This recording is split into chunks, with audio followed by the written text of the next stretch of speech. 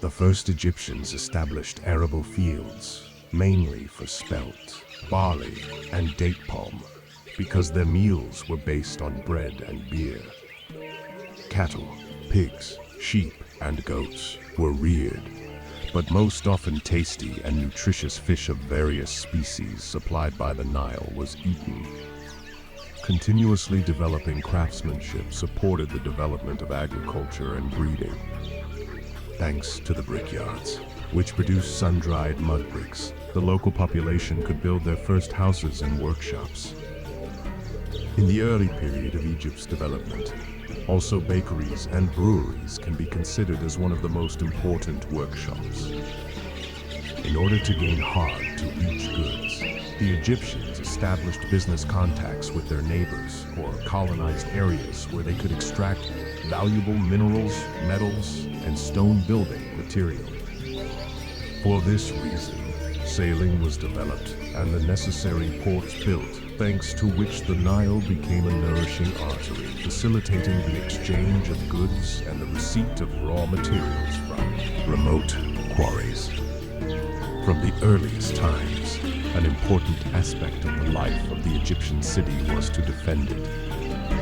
As a result, defensive walls were built and armies strengthened to protect city dwellers from marauders who would dare to resist the will of the Pharaoh. Min, the first king of Egypt, was told by the priests that he had ensured Memphis against the floods of the Nile by building the dam. So if to this mind, as they tell, the first king of Egypt, the fenced arm of the Nile turned into a permanent land, he established there a city, which is now called Memphis, and dug a lake around it. From the outside, from the river to the north and to the west, because to the east, the Nile itself is the border.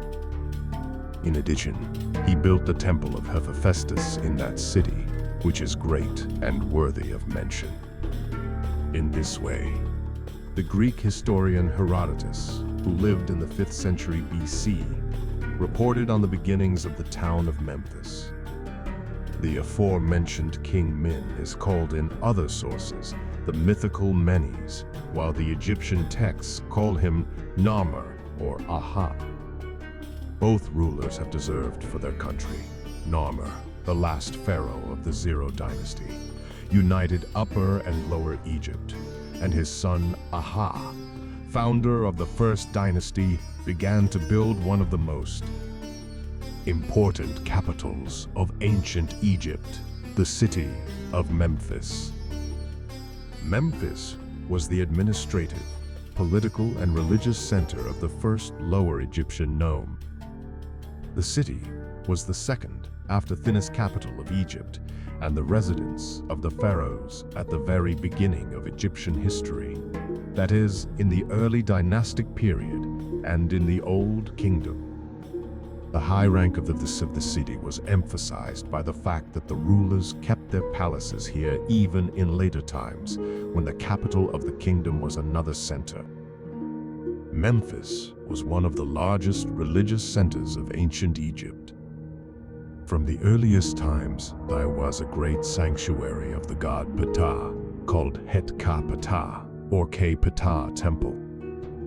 Interestingly, according to some Egyptologists, the name of this place of worship was the source of the Greek name of the country, Egyptus.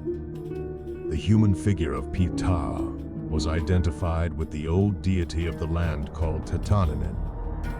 Therefore, Ptah was considered a host and the incarnation of the vital power of nature. In turn, the symbol of the deity, the bull Apis, was connected with fertility. From the earliest times, Memphis was considered to be the center of craftsmanship and artistic production, which was supervised by priests from the Ptah temple. God himself was considered the guardian of arts and crafts. Ptah, together with the goddess Sekhmet and Nefertum, formed the Memphis Holy Trinity. Other deities were also worshipped in the city, and each of them had its own temple. The western part of the city was ruled by the god Sokar, who became the guardian of the Memphis necropolis. Memphis was one of the most popular and most populated areas of Egypt. It was inhabited by a truly cosmopolitan community, which was mainly due to the growing foreign trade, in which an important role played mainly Memphis workshops and port. Even in later times, the most important Egyptian city was Thebes. For foreigners, the symbol of Egypt was Memphis. Unfortunately, the city was almost completely destroyed in ancient times. Already in the times of the New Kingdom, sculptures decorating temples and palaces were taken away to decorate other places of worship, especially those located in the Nile Delta. The buildings of Memphis, including the Great Ptah Temple, were dismantled and used for the construction of Muslim Cairo. Luckily, the Memphis necropolis met with a different fate. Its size, 30 kilometers long, proves the size and importance of the city. The necropolis includes cemeteries in Dashur, Saqqara, Abu Sir, Zoyat El Orion, Giza, and Abu Roash. It happened that particular quarters of Memphis, which adjoined the royal pyramid complexes, borrowed their names. In this way, during the 18th dynasty, the Egyptian name of the city, Mennefer, Permanent Beauty, which was originally the name of the Pyramid of Pepi I, 6th dynasty in Saqqara, was created. Mennefer, in the Greek version, is still known today as Memphis. The earliest name of the city, the Egyptians owe to the first rulers of the Nile from the city of Thinis in the south of the delta. They had to build a fortress at the junction of Upper and Lower Egypt, which they called Ineb Hedji, or White Wall, which probably was a reference to the appearance of a fortified residence. However, the most appropriate name seems to be the one that has been used since the Middle Kingdom. That is Ankhtawi, the one who connects two countries. The term reflects the strategic position of the capital located at the junction of Upper and Lower Egypt. Although Memphis quickly turned into a metropolis, it did not lose its agricultural character. From an early age, bread and beer were the staple diet of every Egyptian. The bread was baked most often from spelt, lotus seeds, or since the Greek-Roman period, also wheat. Beer was brewed from barley and often sweetened with date molasses. Egyptians also liked to drink the milk of various origins: cow, goat, sheep, or donkey. The meat of farm animals, such as pigs, cattle, goats, and sheep, hosted on Egyptian tables much less often than the fish, in which Egypt abounded thanks to the Nile, numerous irrigation channels, and swamps. Because the Egyptian climate was difficult to cultivate vineyards, only the richest Egyptians could afford for a delicacy such as wine, which was drawn from distant vineyards, primarily from the Delta, the Fayoum Oasis, and another oasis in the Libyan desert.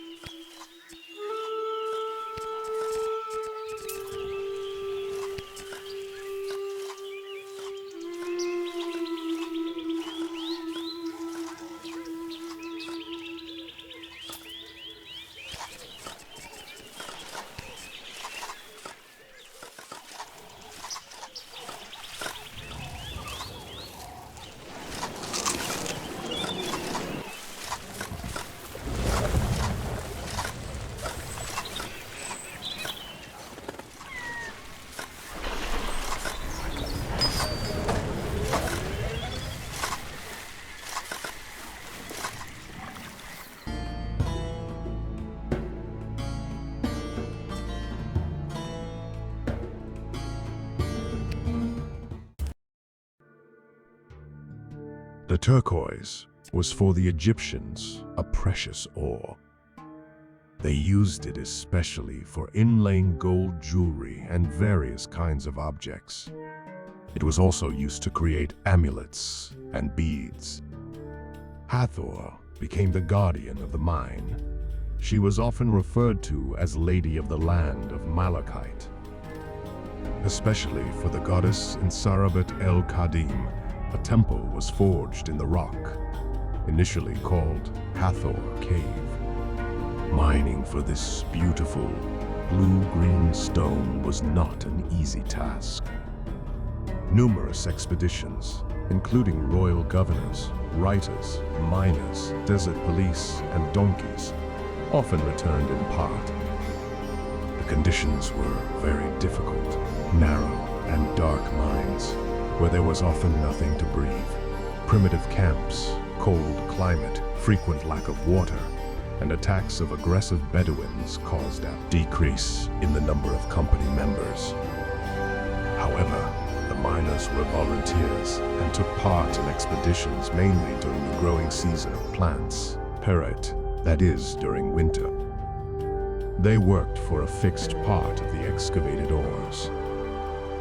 The desert Sinai Peninsula has been a natural barrier, isolating Egypt from its Asian neighbors since ancient times.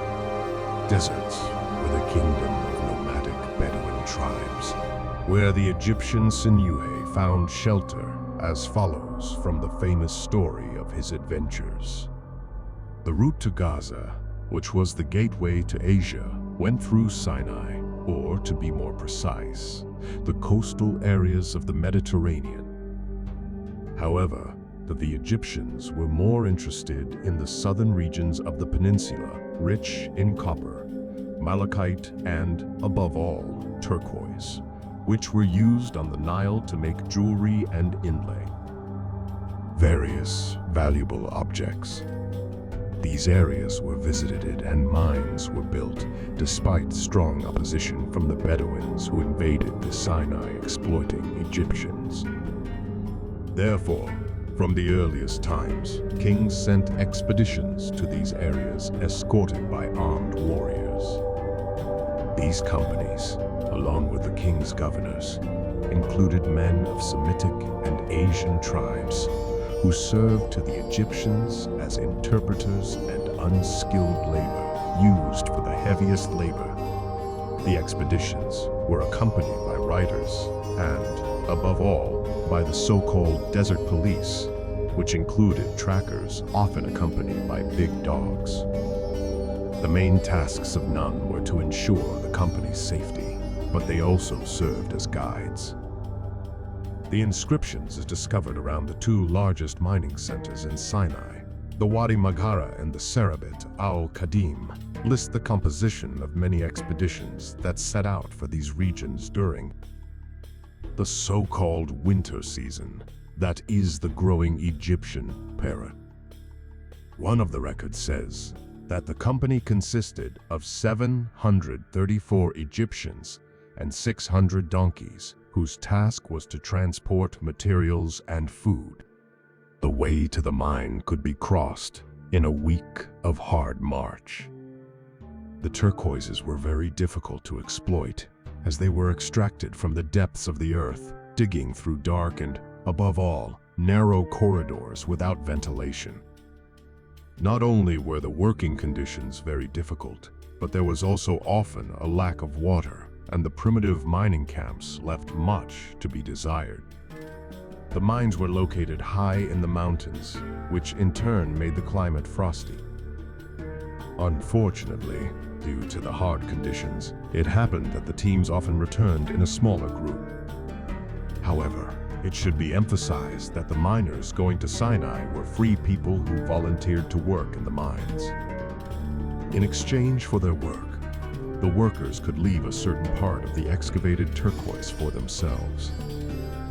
The earliest traces of the expedition sent to Sinai for this precious ore come from Wadi Amera and date back to 3200 BC. The members of the expedition sculpted drawings on the local rocks, showing the characteristic pre-dynastic boats and inscriptions, which clearly show the names of the rulers of the Zero and First dynasties, Iri, Hor, Narmer, and Digier. Among the hieroglyphics, Wuxinks also see the name of Queen Nithotep, who, according to the latest concepts, was the regent of the underage Digier, and thus the main wife of King Aha. The name Iri Hor is accompanied by the earliest name Memphis, that is Inebu Hedge White Walls, which indicates that the city, fortress, existed even before the reunification of Upper and Lower Egypt by the Pharaoh, Narmer. Another mine in operation was the one located in Wadi Margara. There were discovered inscriptions and reliefs recalling the reign of the rulers of the Third Dynasty, Sanact, Nechjerakid, and Sekemshet. The last expedition in the times of the Old Kingdom took place during the reign of Pepi II, 6th Dynasty. Later on, the center was visited much less frequently. Inscriptions were discovered attesting to the expeditions organized by Amenemhat III, Amenemhat IV, Hatshepsut, Thothmes III, and Ramesses II. The Wadi Margara had mining shafts and galleries. The workers most likely lived in a small settlement situated at a strategic point that is on a hill dominating the wadi, where stone huts and a small fortress were discovered, which was probably supposed to protect against attacks by the Bedouins. Another important mining center was located in Serabit el-Qadim, where in the times of the Middle Kingdom Amenemhat III, 12th Dynasty, ordered to forge a small sanctuary called Hathor Cave, where during the 17th Dynasty, especially by Hatshepsut and Thothmes III, the size of the temple with a courtyard and portico has been greatly increased. According to Egyptian beliefs, Hathor was the guardian of the mines and was therefore called Lady of the Land of Malachite. Egyptian Mefkat. In Serabit el-Qadim, Thoth and deified pharaohs were also worshipped, such as Seneferu, 4th Dynasty. The last pharaoh mine record mentions is Ramesses 6th, 20th Dynasty. A lot of rock drawings and inscriptions have been discovered on the rocks around the mining centers, reminding us of the victories of the Egyptian rulers over the nomadic Bedouins. Such records and steels were also discovered near Rud el-Qadim or Wadi Nasbi. Numerous reliefs and graffiti discovered on the slopes of the Sinai Mountains show Egyptian kings massacring aggressive nomads with clubs.